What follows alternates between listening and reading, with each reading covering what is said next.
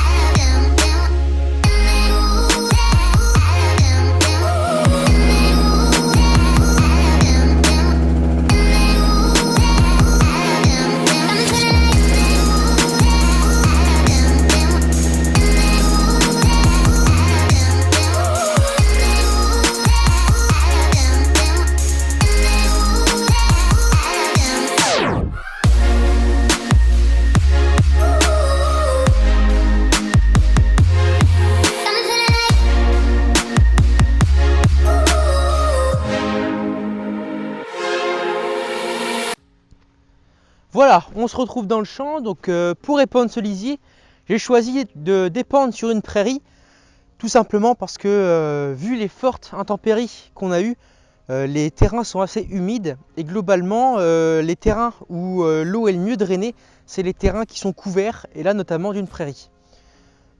De plus, là on est sur une vieille prairie, donc ça veut dire qu'elle a eu le temps de développer un système racinaire très puissant qui permet de vachement structurer le sol et vachement mieux le maintenir.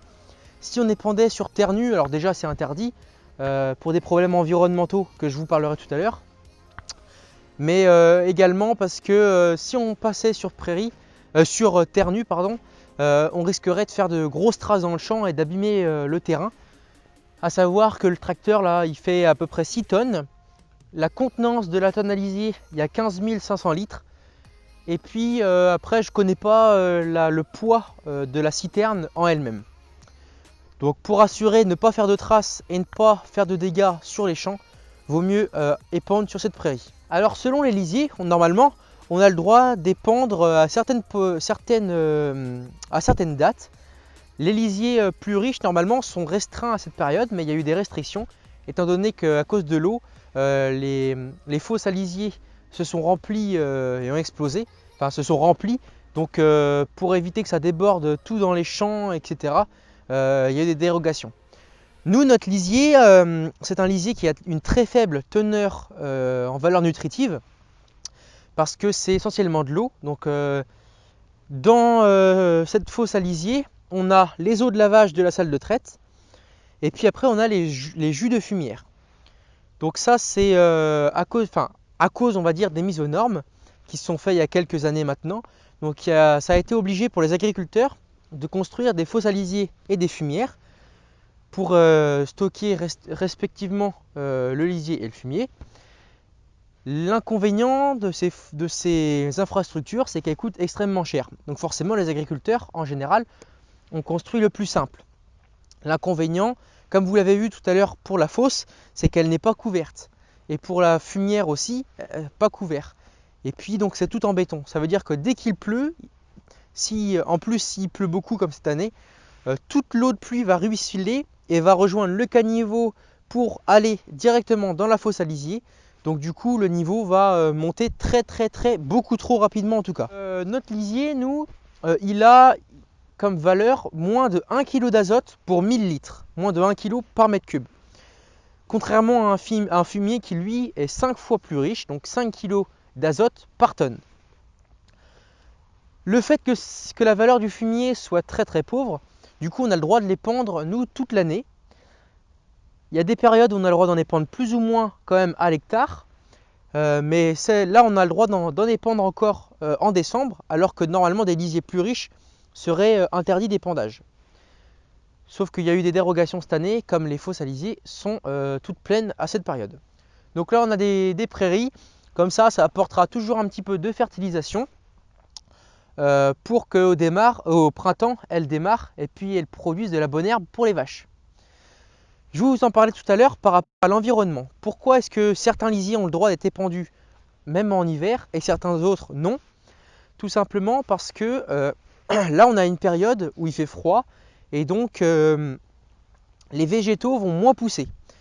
Si on mettait trop d'azote à une période où les végétaux en ont peu besoin, on aurait des problèmes avec les pluies de lessivage, c'est-à-dire que les éléments nutritifs qui ne seraient pas fixés par le sol et par les racines, par les plantes, auraient des risques de se retrouver dans l'eau, donc des pollutions de l'eau.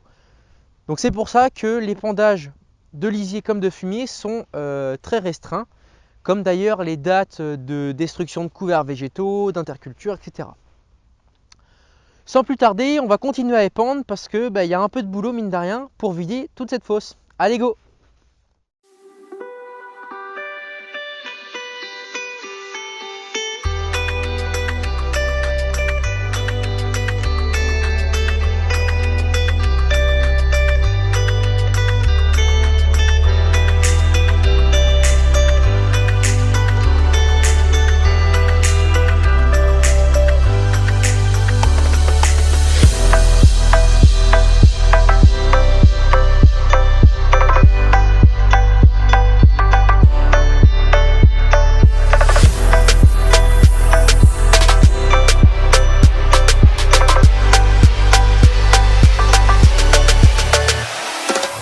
Salut! Donc là on attaque le deuxième jour. Donc on a fini le gros des vaches. Elles sont paillées, etc. Donc là on rattaque au lisier. J'ai commencé à faire chauffer le tracteur. Donc on est parti. Hier j'ai fait 3 tonnes. Donc j'ai sorti l'équivalent de 45 000 litres de lisier. Et puis là avant midi et demi il faudrait que je fasse 6 tonnes ce matin. Ça serait le top du top. Bon, on est parti. Voilà, alors là je suis reparti à épandre. Donc hier j'étais sur le pré qui était ici là juste à côté. Là ce matin j'ai changé tout simplement parce que le dernier coup, quand j'ai vidé la fosse la dernière fois, j'avais déjà épandu dans l'autre champ. Donc là hier j'ai repassé en fait sur la zone où j'avais pas mis de lisier. Puis là on change un peu de champ, ça fait pas de mal. Alors là, cette prairie, c'est une prairie qu'on a ressemée cette année. Ça faisait une petite dizaine d'années qu'elle était en prairie et puis elle devenait plus très productive.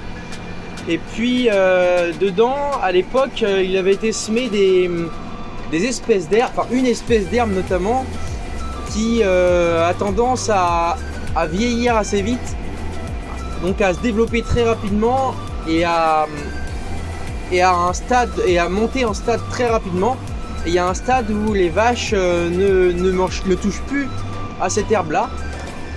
Donc étant donné qu'on fait du pâturage, c'est pas super. Si on voulait en faire du foin, ça l'aurait fait. Mais comme là c'est destiné au pâturage, on peut pas se permettre d'avoir une espèce qui ne plaît pas aux vaches, tout simplement. Donc là on a ressemé une prairie, donc il y a plusieurs raies et puis plusieurs trèfles aussi. Donc c'est les mélanges qui marchent le mieux dans nos terres et qui sont les plus intéressants aussi au niveau nutritif pour les vaches. Alors tout à l'heure je vous montrerai en haut du champ, c'est aussi pour ça que je voulais aller voir dans ce champ là. Il y a des mulots qui nous ont fait pas mal de dégâts, donc je vais aller voir un petit peu s'il y en a encore beaucoup. Dans ce bas de champ là où on est, il y en a moins, mais en haut, tout là-bas, là il y en a pas mal, donc on va aller voir un peu les dégâts qu'ils ont fait. Donc cette année, c'est une année particulière.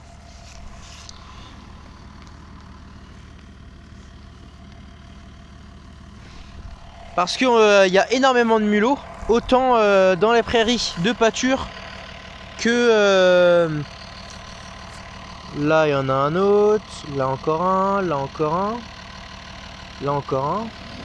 Donc c'est une année particulière parce qu'il y a énormément de mulots. Donc on a des problèmes de mulots chez nous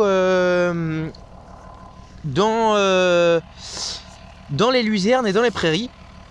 Tout simplement parce que c'est des espaces qui ne sont pas travaillés, ou très peu, enfin qui sont travaillés juste à l'implantation et après on ne travaille plus le sol. Donc forcément c'est idéal pour l'installation des mulots. Ce qu'on va peut-être faire, c'est installer des nichoirs dans le but d'accueillir un maximum de rapaces et notamment des buses pour qu'elles chassent le mulot. Parce qu'il n'y a rien d'autre à faire en fait. Ou à part défoncer les prairies, mais c'est pas intéressant. Bon, sinon la prairie c'est plutôt pas mal retapé. En fait, l'inconvénient c'est que, comme on peut voir, quand il y a les mulots, alors c'était pire il y a quelques mois, mais les mulots font leur galerie, ils bouffent les racines des différentes herbes et après on a des trous. On voit que c'est relativement vert et là il y a plusieurs trous de mulots, et il y a rien. Ici c'est pareil, de la prairie et là il y a des trous de mulots et puis du coup la prairie est morte. Ainsi de suite. Mais globalement c'est plutôt pas mal retapé.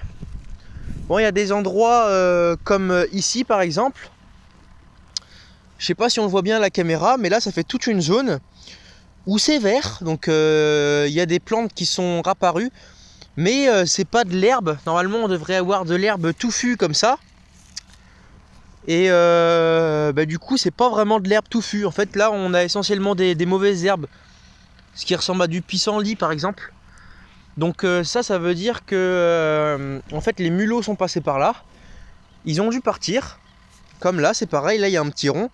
Ils sont partis et du coup après forcément comme ils dérangeaient plus le sol, forcément il y a des plantes qui sont apparues, mais ça fait que la prairie perd en productivité parce que au lieu d'avoir l'herbe que nous on a semée, on a de l'herbe, de la mauvaise herbe en fait, qui n'est pas vraiment super pour les animaux, qui s'est installée à la place.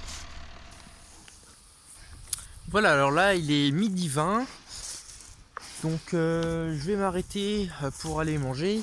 Ce matin, alors je suis content, j'ai réussi à faire 6 tonnes. Donc là depuis hier j'ai vidé l'équivalent de à peu près 140 000 litres donc, qui sont allés au prix. Donc comme on peut voir là voilà, commence à y avoir le soulagement. On voit que l'eau est pas mal descendue par rapport à son niveau de départ, hein, comme vous l'avez vu plus tôt dans la vidéo. Donc je vais continuer encore cet après-midi. Voilà, alors l'épandage se finit pour moi. Là il est temps pour moi d'aller en soirée pour le premier de l'an. Donc là je suis arrivé chez un collègue, donc Julien, qui est aussi adhérent à la CUMA et qui a besoin de la tonne. Donc je la dépose chez lui et puis je rentre à la ferme. Alors j'ai quand même en tout sur une petite journée et demie on va dire, réussi à faire 13 tonnes. Donc 13 tonnes à lisier, 13 tours. Donc voilà, j'ai tout noté dans un petit carnet qui se trouve dans la boîte qui est par là, pour que après la CUMA nous facture le nombre de tonnes qu'on a fait. Donc c'est ça l'utilité de la CUMA, c'est de se regrouper à plusieurs pour acheter, pour investir dans du matériel performant que nous adhérents on va uniquement payer à l'utilisation. Donc ça c'est parce qu'une tonne à lisier ça sert, si ça sert 4 fois, donc allez au maximum 8 jours dans l'année, c'est le maximum et puis ça coûte très cher. Donc voilà toute l'utilité de la CUMA. Bon allez, je dételle et puis je rentre. Salut!